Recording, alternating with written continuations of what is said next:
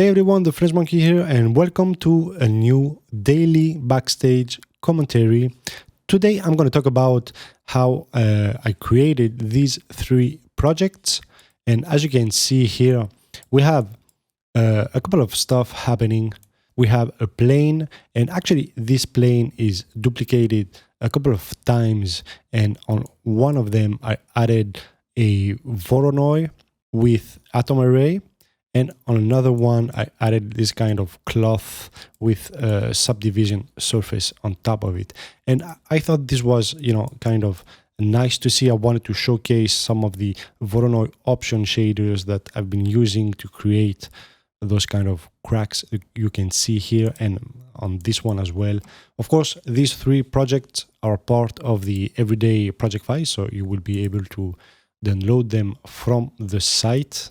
So just have in mind that for now, I'm having a couple of issues with the download button, so it might not work every time. So be sure to, click a couple of times and wait for the download. I will try to figure out what's the issue and fix it. I'm going to close those up. And I have Cinema 4D already open. I'm going to go to my TFMSTYLE bridge, and I'm going to load some preset from my NoiseScape. So I've been using NoiseScape a lot lately. So I'm going to go to the plane surfaces presets, and I went with the brick one, but I think I want to go with the NoiseScape. So I'm going to have some noise I would be able to play with. I'm going to add, of course, my camera. So I'm going to go to my camera. 150. I usually go up to 500, but I think that will be easy. I'm not going to go in detail with my lighting and texture. I just want to showcase how I was able to create the meshes. So I'm going to go to the NoiseScape, and what I want is pretty much have, this kind of lines we can see here. And I'm going to put 10 here, 100, and I'm going to make my plane a little bit bigger.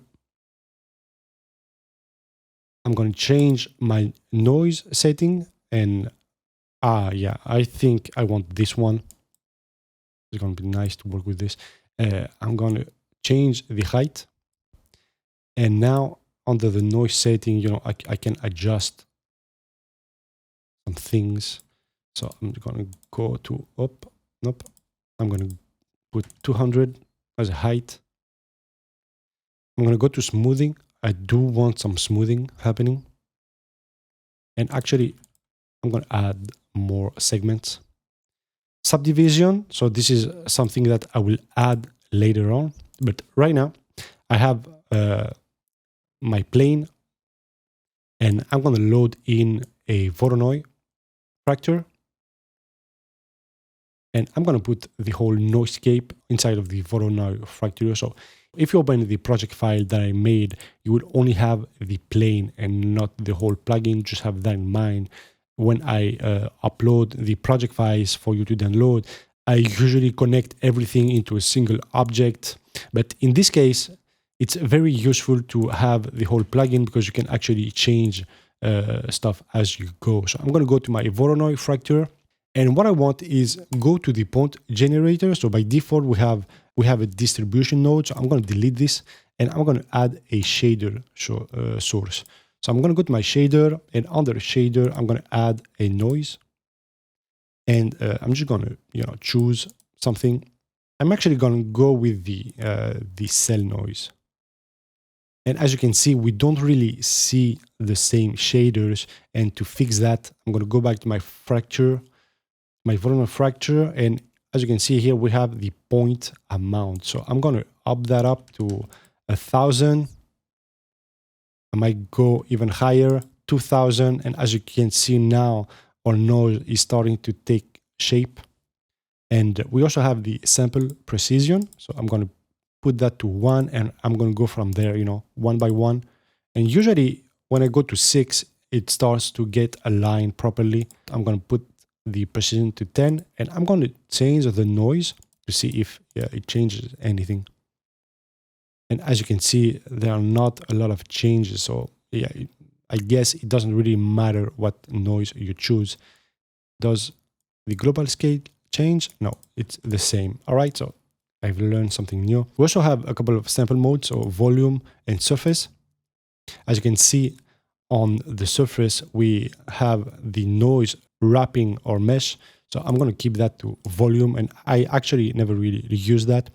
So we are going to test that out. And now that we have our voronoi fracture set up, I'm going to go inside of the object and I'm going to start playing with the offset fragment to see what shape I can have.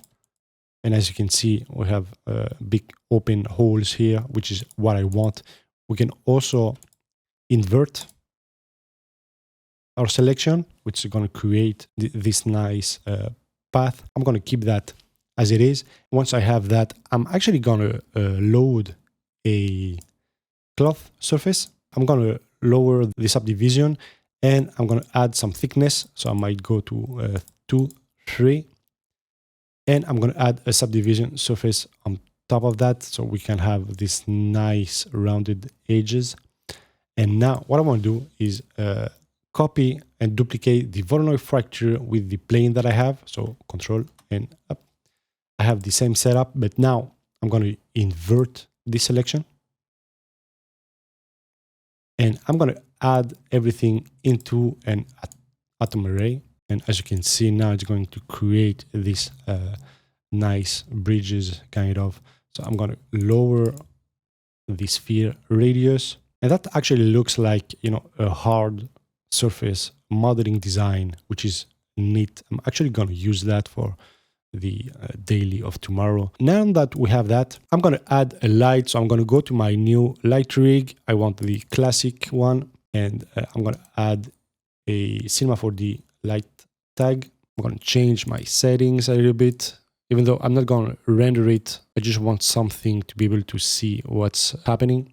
I'm going to create some basic texture just so I can see that better. I added my light and some basic texture. I'm not going to render it a little bit because actually my 3090 is kind of struggling right now to render all this geometry. So I'm going to close my render and I'm going to go back to my viewfinder. And one last step that I actually like to do is take the NoiseScape and just duplicate it another time. And now I will have actually a base layer that I can add in the bottom one. So as you can see now, if I make a close-up, you can see 3 different layers. So we have our base layer, the cloth surface layer, and our atom array, which is inverted, and we have this kind of connection happening between all of them. Of course, the nice thing when using the NoiseScape is that you can actually select the 3 of them, and since they have exactly the same data, I can actually play around with the seed and any other settings that I want to have something different. So I'm actually gonna turn down the global scale. And my goal now is just to see, what changes exactly. And this is looking really great. And I can even change the noise.